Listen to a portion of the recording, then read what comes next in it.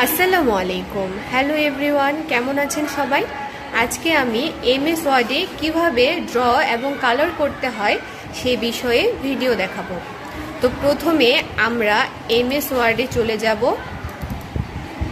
MS ওয়ার্ডের পর এখানে এমন একটা পেজ আসবে, সেই পেজটাকে আমরা সেট আপ করে নেব।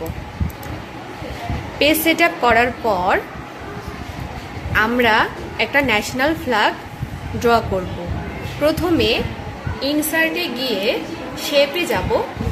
শেপে গিয়ে এখানে রেক্টেঙ্গেল একটা শেপ নিব। রেক্টেঙ্গেল শেপের পর এখানে একটা সার্কেল নেব এবং আমাদের ড্র হয়ে যাবে ন্যাশনাল ফ্ল্যাগ বা জাতীয় পতাকা। পরে আমি এই শেপগুলোকে কালার করব। প্রথমে আমি বৃত্তটাকে লাল কালার করব এবং এই স্কয়ার বা রেক্টেঙ্গেল শেপটাকে আমি এখানে গ্রিন কালার বা সবুজ কালার করব। হয়ে গেল আমাদের জাতীয় পতাকা। তো ভিডিওটি যদি আপনাদের ভালো লেগে থাকে অবশ্যই আমার চ্যানেলে সাবস্ক্রাইব করে দেবেন এবং লাইক কমেন্ট করবেন। ধন্যবাদ।